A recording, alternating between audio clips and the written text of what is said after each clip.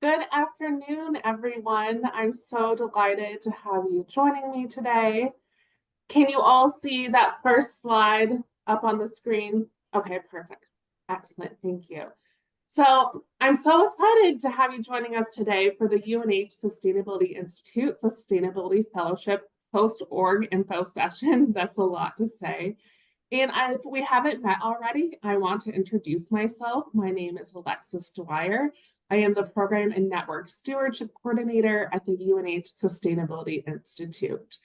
A key part of my role is coordinating this program, so I'm really delighted to have you joining us today to talk about the program, how to apply to host a fellow, and what it is like to be a host organization. So with that in mind, here you can see our agenda. We have an introduction, we're going to go over a program overview, and then really excited to hear from past Sustainability Fellowship host orgs today. We'll go over then the RFP, so if you have questions about that application, and then we'll discuss the next steps and have some time for questions. So especially excited to have those two fellowship host mentors with us today to speak about their experience. So we'll have, including talking with them, about 40 minutes, depending on how quickly we go, of material, and then we'll open it up to questions. We have until 1, but we can always end early as well. But before we start, I want to let you know that we are recording the webinar and we'll have it up on our website soon after. So with that, we'll get started. I'm just going to move my Zoom around so I can see you all a little bit better there. Excellent. So getting to know UNH a little bit more. UNH is a national leader in sustainability, and we really just like to share, because some people don't know about this, which is we've been around for over 25 years. So in 2022, we celebrated the 25th anniversary of the Sustainability Institute. And currently, UNH is super proud of being one of only 8 schools in the US to hold Platinum Stars rating from the Association for the Advancement of Sustainability in Higher Education, or otherwise known as ASHE. And UNH students really drive the sustainability leadership by being involved in the Changemaker Collaborative, which brings together students, faculty, staff, businesses, nonprofits, and government agencies committed to advancing positive change for the good of all. And oftentimes we get asked, what is sustainability all about? So I really hope you guys share this with your friends and colleagues and people who work at different places, because this really is a great question. And UNH really aligns our goals of sustainability with the 17 UN Sustainable Development Goals, which you see listed here. So we're really working in many different areas and disciplines to advance these goals. And it's helpful to be reminded of this, as it is such a large umbrella, and that really opens up the potential for all the different projects that could take place with a fellowship. So sometimes people are surprised when a project is taking place. We didn't necessarily think of like education as being such a component of sustainability, but we know it really is. So it's not all climate and greenhouse gas work, but we have everything. And we really love to see that breadth and depth of projects that apply.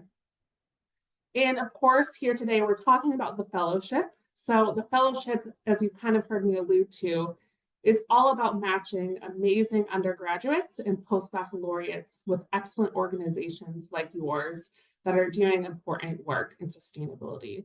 So we set the stage with well thought out and planned projects in a collaborative atmosphere. And in turn, our goal is to build resilient communities in a resilient world.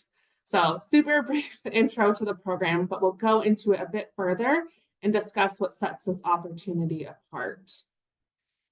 So really what sets the opportunity apart is kind of why we have this info session, so you can understand more about it. So typical internship opportunities are what many of us here may be familiar with.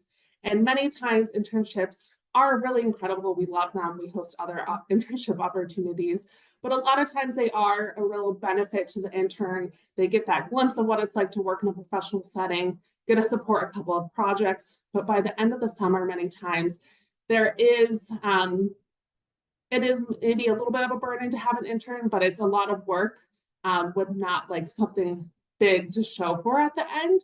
So maybe what that is really lacking some of the structure where you feel strongly connected to the intern and like you're making an impact for them and they're making that tangible impact for you.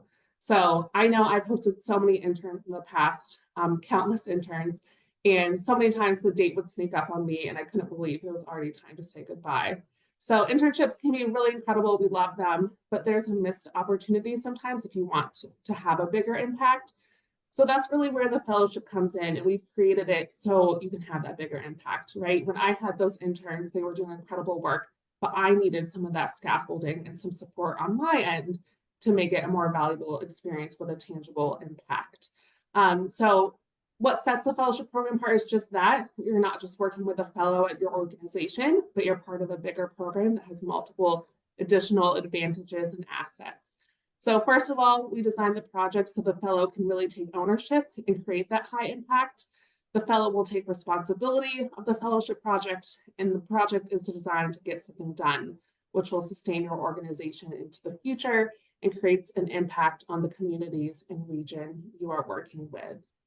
At the end of the summer, fellows will have added value to your organization, and they've had that immersive, high-quality learning experience, and possibly, and we hope, career launching experiences for fellows who are interested in engaging in sustainability careers. And then, of course, the high impact project that benefits the organization and the fellow also means there's advancement in sustainability too. So we're grateful for organizations like your own to partner together to create this triple win, a win for your organization, for students and postdocs, and for the world at large. And here we have a quote from one of our 2022 Sustainably Host orgs. It really is just such a wonderful reflection on what we've been talking about here. So I just love to keep it in this slide deck. So this host org mentor said, "I've been so in awe of the UNHSI fellowship this summer. Although I've supervised host fellows, interns through other programs, this was my first time with UNHSI.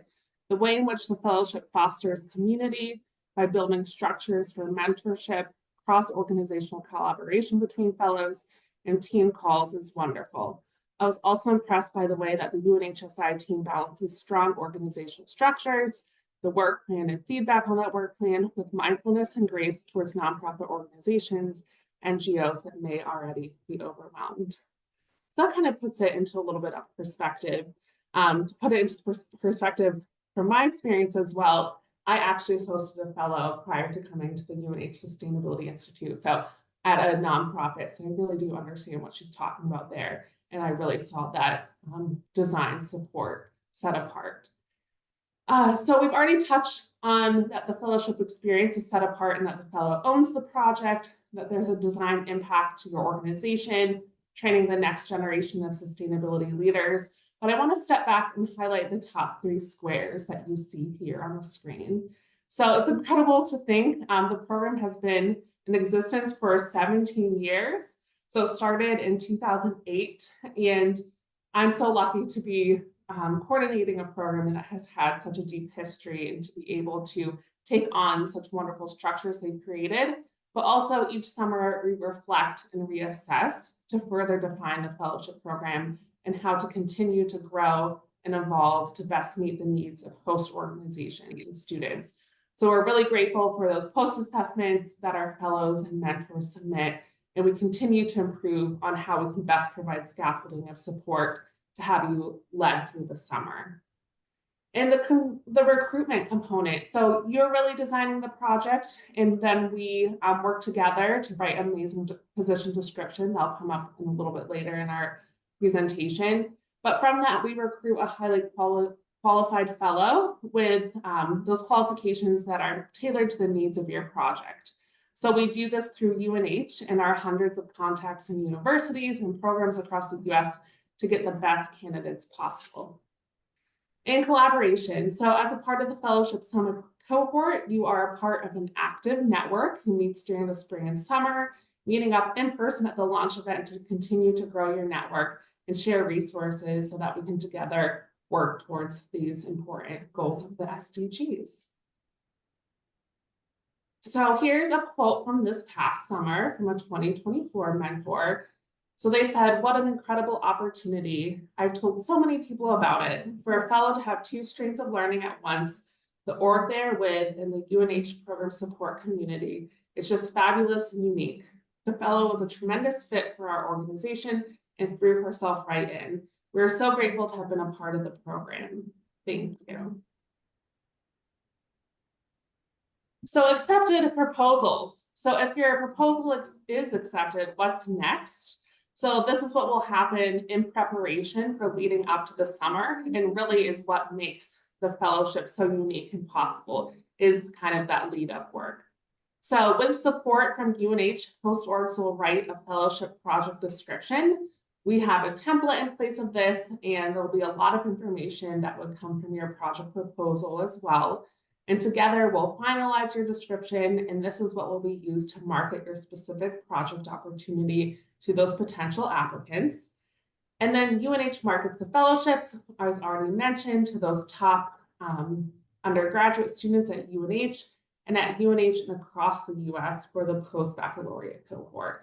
So undergrads only from UNH, because we really are setting our undergrads apart to be able to take on these type of projects. And then the post-baccalaureate project cohort comes from UNH across the US. So we'll then review the applications, and we'll only send you the top applications from your review. And once you choose from that group, then you choose who you'd like to interview. And so then together we'll interview top candidates and choose fellows. And around the same time, we look at the projects that we have selected for the summer and coordinate project advisory groups organized around project themes. These project groups are led by advisors with relevant professional experience to support host organizations and fellows before and during the summer. And we're really looking forward to having many more advisors on board this summer. So we'll have even smaller groups for those smaller support to the fellows. And finally, the last step as the summer approaches would be to craft a detailed 10-week work plan for your projects. So once again, we have a template, we have examples of what past projects have looked like. We'll be giving so much support, but this is really where you come up with the best plan for your fellow to accomplish your high impact project, because the summer really flies by. So what does the summer itself look like? We talked about leading up to the summer. So the summer itself, fellows are of course focused on their fellowship project with their host organization. Your fellow will be working day-to-day basis with you while being supported through program activities organized by UNH that they participate in. And those activities are really designed to set the stage for collaborating with other fellows, other projects, other mentors, to offer them support and to help develop their skills throughout the summer. So some of these opportunities are highlighted here. We start the summer off with a 2-day orientation where the fellows get a chance to know one another, the UNH team, as well as the host organizations. The host orgs join for the 2nd day only. And this is an opportunity to learn a bit more about the projects that will be going on during the summer, and will lay the foundation for collaboration as mentioned. And during the summer on a weekly basis, there are a few different activities that will take place. Fellows meet weekly with their small advisory group. This group, as I mentioned earlier, is a small group with the 2 advisors, and it becomes sort of a sounding board for the fellows, a place to work out issues and talk to others about the work they're doing. And each of the advisory groups have the 2 advisors. And we also have alumni webinar series where fellows will get to hear from professionals who are working in the field in different areas of sustainability. And then we have a couple of presentations during the fellowship to make sure the fellows are on track with their work and to showcase their work. So this takes place with the in-person launch event and then the virtual final showcase presentations. And you can see more and learn more about those on our website and in the application as well. So these are just some of the activities that happen in the program side to supplement going along with your fellows project, which of course, as I mentioned, is the main focus of their summer. So this is the exciting part where I get to stop talking and we get to hear from past host org mentors. So today I'm just so delighted to have 2 amazing host organization mentors with us. So many thanks to both of them for joining us to give us a better glimpse into the fellowship host experience. So we have Chuck Hayward from Revision Energy, and Whitman, I don't want to say your last name incorrectly, so I won't, from Low Impact Hydropower Institute. So we'll start with Chuck, and I'm going to stop sharing my screen just so that maybe even if more people want to turn on their cameras, it's really nice to see everyone. as well as you share a little bit of your experience. Cool. Thanks, Alexis. Hello, everyone. As Alexis mentioned, my name is Chuck Hayward, and I work for Revision Energy. We are a company based throughout New England, and our mission is to make life better. And we do that through beneficial electrification. So things like solar, electric vehicle charging, heat pumps, and battery storage projects.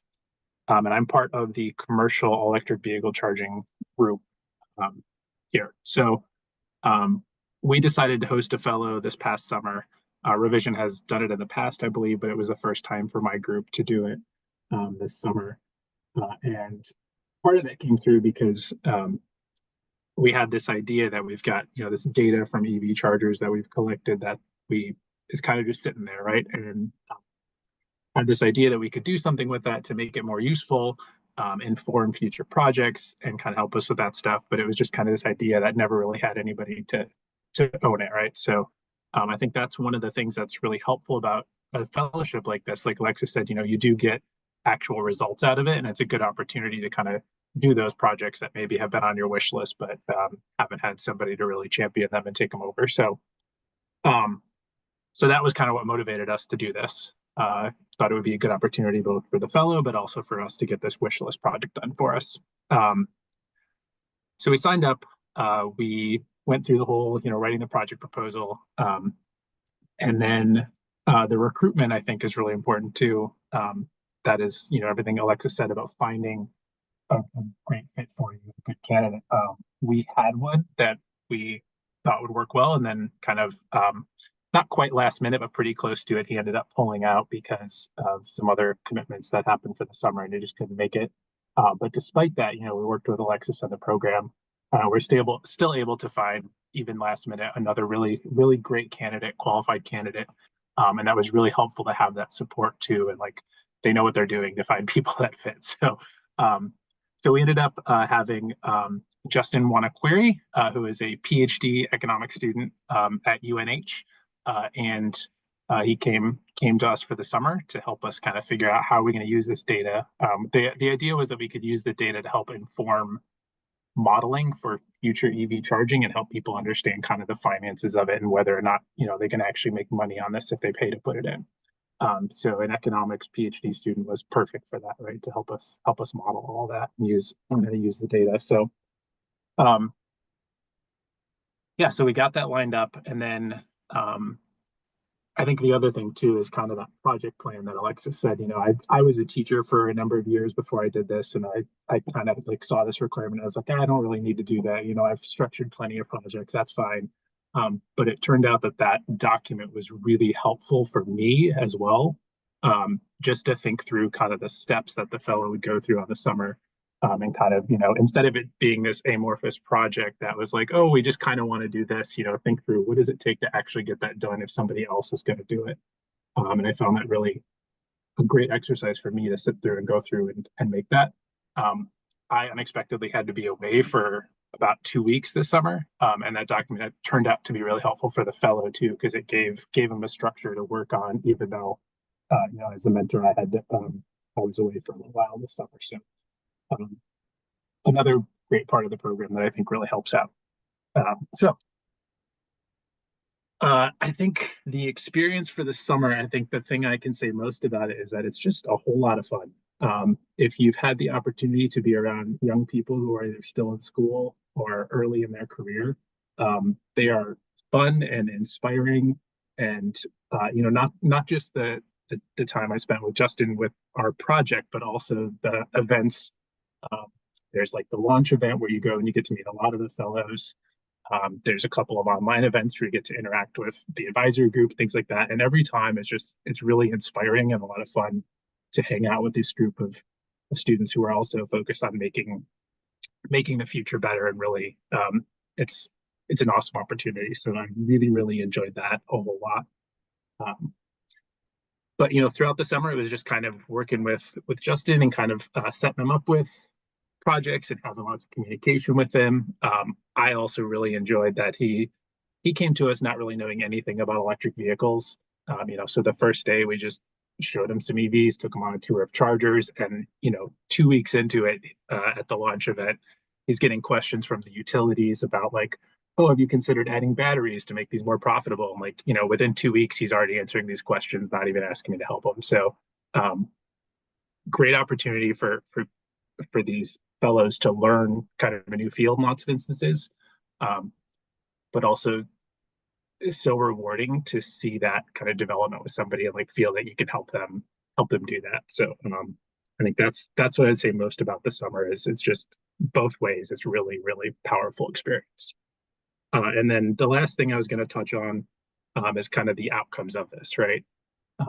So for us, it turned out to be a really impactful project to have this data.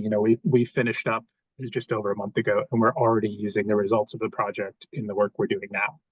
We have people that we put in commercial chargers with them, and they're considering adding more because of different funding opportunities. And he's like, oh, I don't know if we're making money. Like, I don't know if it's really worth it. And we were able to look at kind of the data set that we had, the data analysis that we had done over the fellowship this summer and help people make decisions like that. We've refined our models to help them understand what it's going to be like. And, it's already really leading to much more productive conversations with our customers to help them understand what can they really expect with EV charging and like what are we seeing in other situations. And so it's been really, really helpful for us.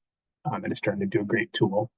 And I did just get an email from my fellow that he is actually applying to some energy related jobs now that he's finishing up his PhD. So, came into it, like I said, at the beginning of the summer, not really, energy wasn't really his focus. But now after doing that, he's looking at some jobs that are very much energy focused in New England. So it's, I think it's inspired him to kind of go into a new field and hopefully turns out to be a great career opportunity for him. I will end it there, and I'll be here to answer questions later too. But yeah, that's it for me. Awesome. Thank you, Chuck. I was remiss and forgot to say, if you have any questions now, you can put them in the chat for either Whitman or Chuck, but we'll have questions at the end where you can unmute as well. But feel free to put anything in the chat. Chuck, thank you so much. I'm so excited to hear that your fellow is interested in this field for the future. We need those experts going into it. So that's really such a joy to hear. And I think the work plan, just from my perspective, when I was a mentor, the same thing. I was like, I've had so many interns before. I know how to do this. Like, I've had pretty structured interns too. But when I saw that work plan, I was like, oops, I need to really put some thought into this. And my fellow was traveling. So I was like, oh, I need to make sure that like these meetings are set up in the North Country and for these really big trips, because I don't want it to not happen in the short amount of the summer. It goes by so quickly. But with that, I'll pass it off to Whitman. Thanks, Alexis. Hi, everybody. Can everybody hear me okay, Alexis? Give me a thumbs up. All right, perfect. Just want to make sure. So I'll apologize. I'm currently traveling, so if there's any weird blips, just we'll chalk it up to New York being New York. So hi, everyone. My name is Whitman Constantino. I work for the Low Impact Hydropower Institute. We're a nonprofit organization that does environmental and social reviews of hydroelectric facilities. So this past summer, we had the pleasure of being a host organization, and I was a mentor for a sustainability fellow. I also had the pleasure back in 2017 of being a fellow myself. And even before that, I was an employee at the Sustainability Institute. I was an intern for a couple of years there. So hoping to bring kind of a unique perspective to the program here. So the project that we had our fellow work on this past summer was kind of a very broad, sort of amorphous project that looked at the role of hydropower in this growing ESG space. So environmental, social, and governance reporting. It's something that's really taking off in other countries around the world. And we wanted to know how it's going to apply to the United States hydropower fleet, and more specifically to those facilities that we have certified as low impact hydropower facilities. And so we had this idea to kind of do things internally. Unfortunately, we just, as a small nonprofit, we didn't have the bandwidth. We didn't have the expertise to really do this project justice. So pulling, my experience with the fellowship program, we sent in a project proposal, which was super easy, and almost immediately, SI was at our doorstep knocking, saying, "Hey, we would love for you to be a part of the program." And from that point on, they were just such an incredible partner, an incredible resource that just supported us and our fellow really from day one. I think what you'll find with this program is, it's highly organized. Everything is laid out for you. There's steps along the way, deadlines that you have to meet. Everything is so well organized, and everyone is so strategically aligned to just be there as a support mechanism for not just the host organizations, but for your fellows as well. It's really all about enriching, these students' experience, and broadening their perspective so they can learn about what it means to be in the workforce. Take a look behind the curtain and see what it's like post grad, what they're going to be getting themselves into. And beyond that, it allows them to really step into a role and own it for themselves. So much of our project in particular was really by our fellow. We knew what we wanted the outcomes to be. We knew, kind of the parameters that we were working in, but we didn't have the expertise to say, this is where you should be looking. These are the resources that you need. Our fellow Louisa was able to come in and help guide us as she was, working with us. And so a lot of that expertise and experience was so needed in our program. And so we, like Alexis was saying, we designed our projects. We set those parameters that we could work under. And instead of having to sit down and sift through hundreds of applications and dozens of interviews, back to us a month or two later, would be, especially suited to this particular project. And they were absolutely right. They really took, kind of our lofty ideals and made them a reality. We had the perfect fellow work with us over the summer. The program was, we were now part of a broader community that was really in their own way trying to address some of the grand challenges that we're seeing in the sustainability field these days. There's all of these drastically different businesses, organizations, agencies, all working towards, their version and their vision of a brighter future. And that's all well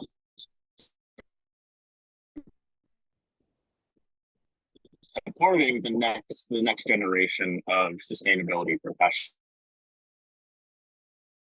Way to kind of expose the next generation to our particular industry and the energy field at large. But hosting a fellow was something that kind of took all of that one step further.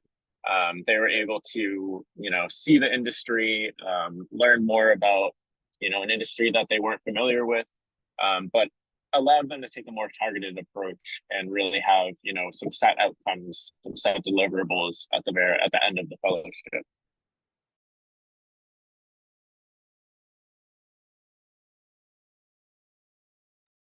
Whitman, I think we're losing you. Oh, are you hearing me now, Alexis? Yes, I can hear you. Beautiful. Sorry.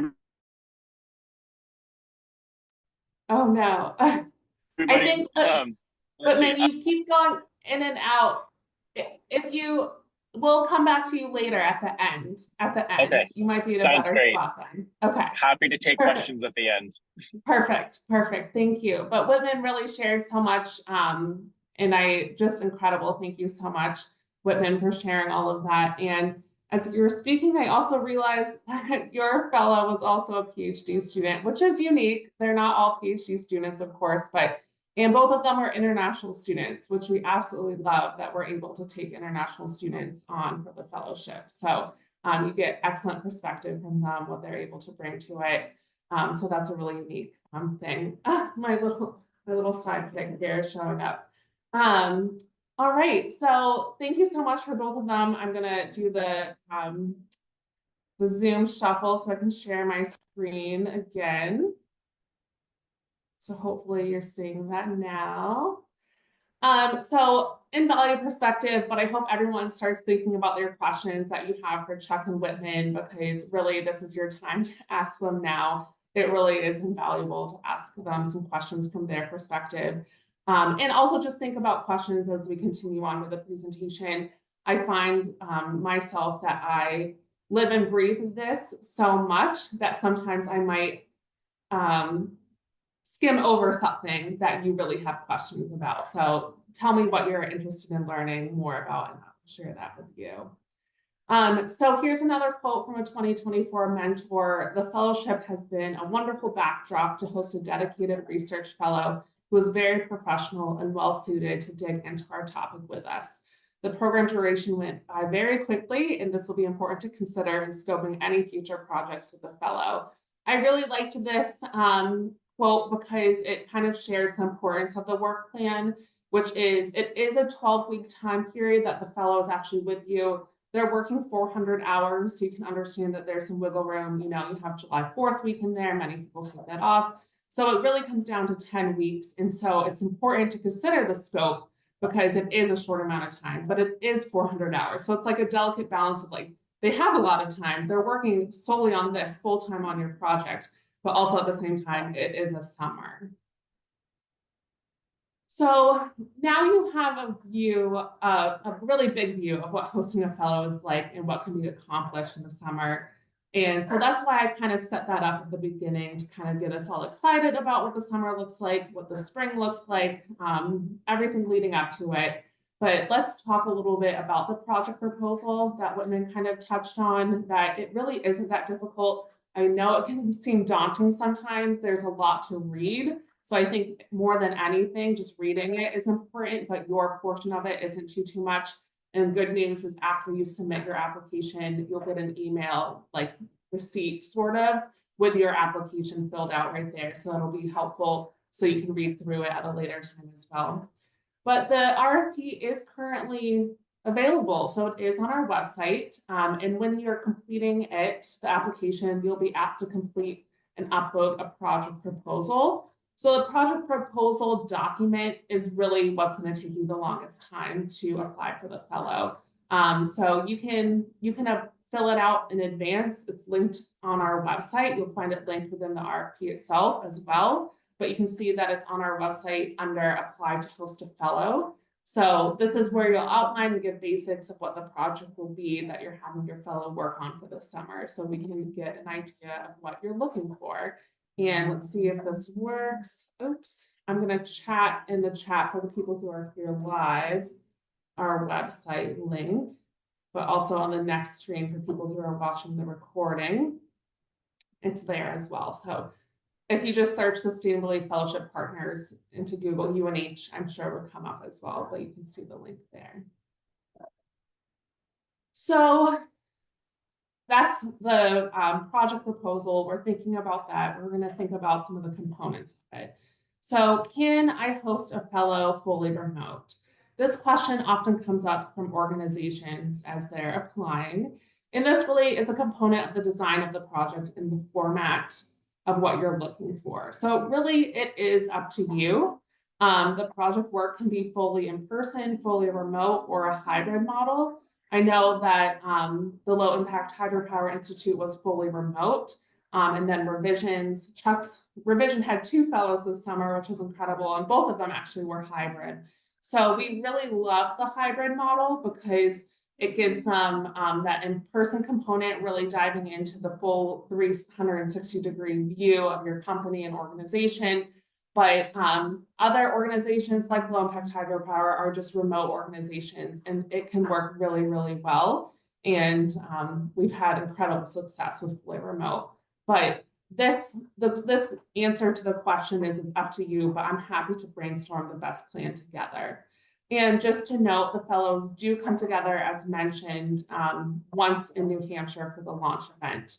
And we've also had fellows relocate depending on the location. and format of the fellowship. So that's fascinating to know as well. We had a lot of relocated fellows this summer, actually. It's good for them to learn how to relocate for a summer. So what might a project look like? So you heard a little bit about 2 projects from this past summer, but if you're interested in learning more, you can find the 2024 fellowship project descriptions still up on our student-facing website.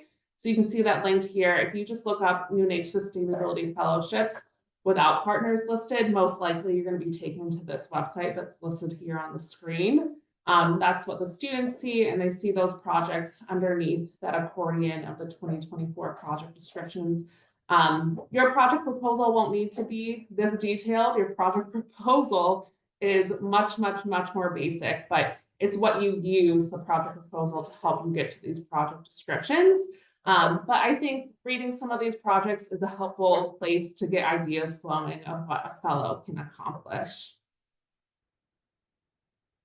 So in the RFP, you'll see information about co-supporting a fellow. So UNH mutually invests with host partners in the learning experience of each fellow and the impactful outcome of each project. And fellows receive compensation for their work according to their level of education.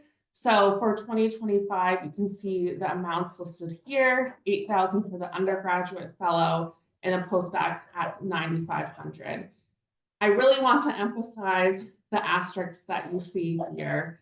UNH, we really work hard to raise funds to enable partners to host fellows, even if they're not able to contribute at this level. So 100% apply for the fellow. In your proposal, you'll have the opportunity to state the level at which you can contribute to the fellowship. And through the generous support of Jane's Trust Foundation, partner organizations, alumni of the program, and others, UNH is able to offer grants to offset a portion of the partner's contribution for many organizations, especially municipalities and nonprofits. So please apply. I've had so many people have great conversations with me, and they're like, I think I'll apply, and then I don't see their application. I'm like, why didn't you apply? And they're like, I'm only able to give X amount. And I'm like, no, apply. We'll see what we can make happen. So please, please, please apply, and don't let that be a reason that you don't apply to have a fellow. So with all that in mind, next steps, we recommend looking at the RFP if you haven't already and downloading that project proposal form to begin brainstorming and writing out your project. And a reminder, your project proposal application won't be as detailed as that description, but if your project is chosen, the proposal will be the backbone for the project description. So truly, don't be overwhelmed by the RFP. Put in as much information as you have. We are a small team here at UNH, so it's not like it's going up to some nebulous place, going to us. We're excited to read it. Take time to read through the RFP because it is going to give you a lot of information. I didn't want to take our valuable time today to go through each line of it, but go through that. And like Whitman said, you're going to submit it. We're going to reach out. We're so excited to figure out how to make things work. So don't let it be a daunting task. Apply. We're so excited for you to have a fellow. And I'm happy to set up a phone call to answer any questions as well as you put your application together. And you see the key program dates here. So really that's thinking about next steps. October 15th, our core team of advisors are going to begin reviewing proposals. That just means that we can be ready to give out acceptances when that deadline approaches. But the real deadline for the projects to be submitted is November 1st. But we just kind of put in that October 15th date to say November 1st seems so far away, but just know that we're looking at them sooner than that if you were to submit before the 1st. And then November 22nd, projects are selected and notified. So we've made it to the question and answer portion. I'm going to stop sharing my screen, but feel free to chat in any questions. You can raise your hand and unmute. And just a helpful reminder to look at the information on our website, which answers many, many questions you may have. But if you have any questions that are very specific to your situation, please email me at alexis.dwyer@unh.edu. I'm more than happy to be in touch with you about your projects. All right. Excellent. Let's see. We have some questions. Yes, perfect. Ben, I will send an email with the link to this recording. So it might not happen today because the recording takes a little bit for UNH to get it up. But once I have the links to the recording, I'll send it out with an email with the links. Would the co-support be due in the UNH fiscal year before June 30th, or can it be after 7/1/25? That's such a great question. It's technically due May 30th, but we are more than happy to make it fiscal year 26, so 7/1/25. We work with many organizations. Of course, we work with UNH organizations that are dealing with the fiscal year then, but many municipalities actually have to pay after July as well. So we will work together to make that happen. Oh, this is such a good one. Kara asked for Chuck and Whitman. How did you decide to seek a post-bac fellow versus an undergrad fellow? What were your considerations? That's a great question. Hopefully I don't cut out in the middle of this, but so our biggest thing, so we went with a post-bac, and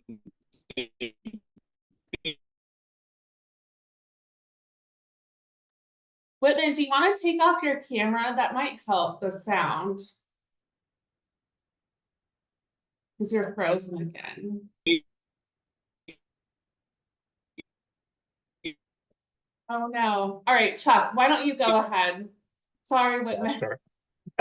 I figured we'd let Whitman go while he had service, but I guess that's not panning out. So, so we actually submitted our proposal to be open consideration to there, an extra level of experience, and how we sound. Oh, we can hear you now, Whitman. I'm sorry. You can go ahead. Sorry, Chuck. I think it got super delayed. Oh, Whitman, we can't hear. Okay, just go. Yeah. Sorry. Yeah, so we actually submitted ours to be open to either an undergrad or a post-bac. And we did that specifically because of kind of the project we wanted to do, looking at the skills it would take to accomplish that. We figured that it would require at least some kind of statistical aptitude knowledge that probably, early undergraduates wouldn't have yet. So we helped kind of with the program, kind of decided that if we had maybe a junior or senior undergrad or anybody that's post-bac, that would probably be the right fit for us. And I think I mentioned that we had the first student that, or the first fellow that had accepted it and then couldn't do it, was an undergrad. And then we ended up with a PhD student after that. So it was really guided by kind of the project that we wanted to do this summer and the skill set that we knew we would need for that project. And I think that's, that was one of the things that we worked with Alexis and the program to help figure out what the right fit was. Right, it is a really tricky question, and we can list them as either undergrad or post-bac on our website as well. So that's always an option because you never know. The UNH students really are poised undergrads for these projects. With that in mind, the undergrads do have to think of it. It's going to be a bigger learning curve.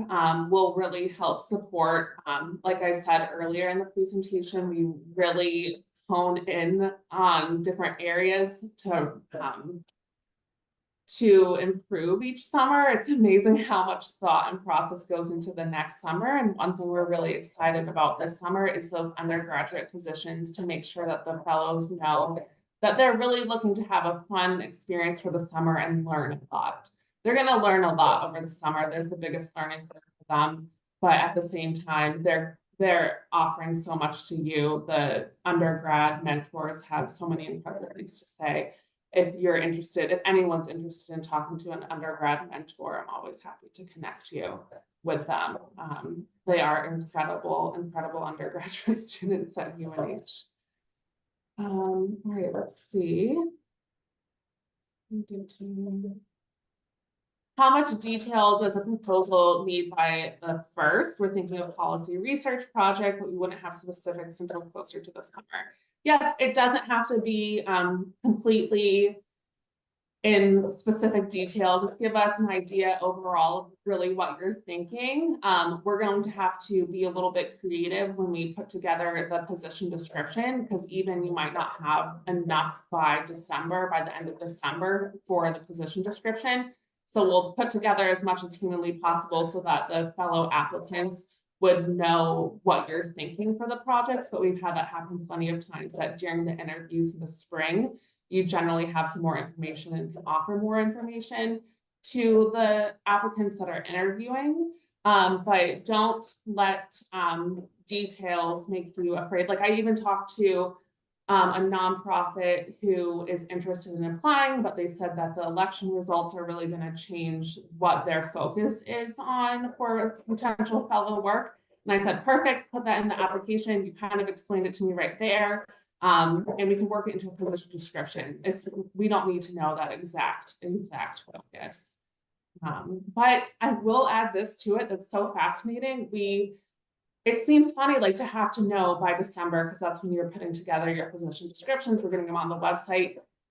Students are asking us right now for the summer positions. They are go-getters, goodness gracious. They're like, what are the positions available for the summer?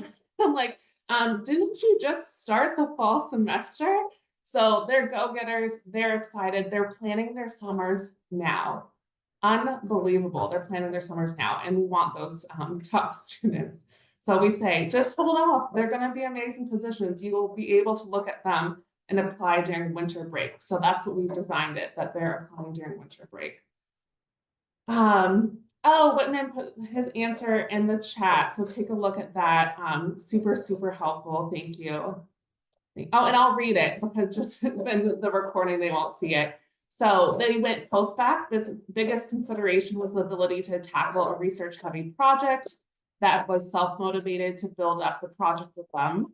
Our fellow was a doctoral candidate and had done a lot of projects similar to what we were asking. So yeah, exactly. How much of the fellows' work week is allocated to SI meetings, advisory meetings, and final presentation prep? Such a great question. So they have advisory meetings 1 hour on Tuesday, and then they have these like professional development trainings. I think it's 3 Thursdays in the summer. And then the preparation for their launch presentation and then final presentation, I would say might be 4 hours each. So I think 8 hours total. 8 hours total. The hope is that their work for their presentations is helping your project. So really the launch presentation, I'm happy to go into that a little bit further, is we used to call it the midterm event, and we would meet mid-July. And the feedback was the fellows were getting so much wonderful feedback, but it was too late until the summer to make any strong edits to their project work plan. So we moved it up so that it's mid-June, so like around the 17th and 18th. And so that when they go to the 17th and 18th, they should have full understanding of their project scope by that time. They've taken complete ownership of it. Like Chuck said, his fellow was talking confidently about the work at that point. So it kind of motivates them, like, oh, this is like a short runway, right? Like, we really set them up at orientation to jump in the deep end. It's not a long on-ramp. So the launch is kind of like that first check-in. Like, I need to have a presentation. I need to have ownership of it. I need to be able to talk to attendees and say, this is my plan for accomplishing the work. What are your thoughts? What are your ideas? What do you see differently so that I can approach this in the best way possible? So our hope is that their work for the launch is only going to help your project. And then similarly with the showcase, that they're showcasing the work at the end, you can only present a showcase if you have a final project. So hopefully, or a final product. Hopefully everyone is working on their final product and there's no concerns about it, but it's kind of nice to have that finish line like right there for them as well. Speaking as a former UNH student, you can't go wrong with undergrads as well. They're highly motivated and ready to tackle these grand challenges. Yes, exactly. We absolutely love it. Absolutely love it. Congrats. Does anyone want to unmute and ask any questions? The advisory meetings are fantastic and bring so much value to the fellow and the host orgs. Lots of time to flow ideas about your project for advice, review, etc. From the other fellows and advisors, from the host org point of view, you get so many other great minds contributing indirectly to the success of your project. Yes, we definitely hope that. We hope that that's the case. Summer goes by so fast, so we always are like maybe more meetings with all the host org mentors, but it's such a fast summer. We try to be mindful of your time as well. Alexis, I just yeah. want to touch real quickly on what you said about kind of these being the first jobs for a lot of the fellows and kind of being initiated in the culture of work. That turned out to be incredibly important for us this summer too. The fellow that we had was an international student, so not only was it his first kind of job outside of some positions he had at the university, but it was also a good introduction to like American work culture, and I really enjoyed that part of it too. It was just like, he had so many questions about everything and the way things worked and like how you did this and how you did that and stuff like that. So that was a really big part of it too, that I think is important. So if you are in the situation where you have the ability to do an in-person or a hybrid option and it's not fully remote, I would really encourage you to think about ways to at least have some in-person time, because that's a lot of stuff that's hard to do remote. And if you think about this as an opportunity for the fellow, not just to get your project done, I think that provides really beneficial learning for them about a lot of things that aren't so much the project focus. Our fellow, came in once a week, and we had an in-person day with the whole team. And it provided opportunities for him to chat with people throughout the organization, meet a lot of different people, and learn about a lot of different stuff that was going on. So I'd really encourage you that if you can do some hybrid or in person, that there's a lot more to it for the fellows too. Agreed. Yes, we try to encourage that, so we greatly appreciate it. I know one of our sites said we don't have any dedicated workspace, and I was like, once a week, find a space for them, or even if we need a partner in the vicinity where you guys can work together, let us know, because it's a wonderful opportunity for them to get out and have that experience and see what's going on at like such an incredible company. Like everyone's who is applying to have fellows. You guys are doing incredible work. Let's see. Oh, Ben, thank you. So kind. I can vouch for undergrads, have worked with a bunch of undergrads and the Impact Clinic and always super impressed. Yes. Many of our undergrads come from our clinics, Be Impact and Climate Action. So they really are ready to take on this work, which is incredible. Any other questions? Oh, thank you. Whitman shared his email. I'll send it out as well to everyone so that if you have any questions. But yeah, get the proposals in, reach out to me. Don't be afraid. All the work is incredible. It's amazing to think sometimes we'll even get a project and I was like, wow, I've never heard of that work before in my life. That sounds really cool. Like this past summer, we had someone working on the life cycle analysis of like the impacts of the scallop industry. So like what are the carbon greenhouse gas emissions and like everything life cycle analysis of scallops. And I was like, there we go. And we had so many applicants wanting to work on that. That's a really incredible field that we're getting into, life cycle analysis, and seeing those projects come in are wonderful. But if you have those more social facing community outreach, we absolutely love those projects. Even in your networks, if you know of anyone who could benefit from having a fellow, please let them know. We do get a lot of research heavy data driven work, which we love. Our students, there's so many of them prepared for that, but we love education, social justice, community outreach, housing crisis, early childcare, everything like that is absolutely incredible. So let your networks know about that as well. I see we have 5 minutes left, but thank you so much, Chuck and Whitman. Your perspective is invaluable. Me chatting about the program that I took part in, loved so much, and came to UNH isn't quite the same as hearing it from host orgs outside of UNH. So I really appreciate your perspective. We absolutely loved having you both as fellow hosts this past summer. Revision is such a cool company doing such cool things. Our students love working for them. If you haven't heard of them, check them out. Low Impact Hydropower Institute, like incredible work. We're so happy to have had Louisa working with you this summer. Such incredible fellows. And of course, if you guys know any incredible students and fellows out there, let them know about this program. We don't want to be a secret. We have our student information session coming up in November, where they'll be hearing from fellows from this summer as well. So share it out to your friends with kids as well, because this is a great experiential education opportunity that is paid. And we hope that making it a paid opportunity makes it so that it is accessible to all students to take advantage of. But thank you all so much for joining. I don't see any more questions. But I'm just so happy that you all joined us. Like I said, email going out afterwards. But it really was wonderful to see so many faces. And thank you to everyone watching the recording as well. We look forward to reading your project proposals. Thank you.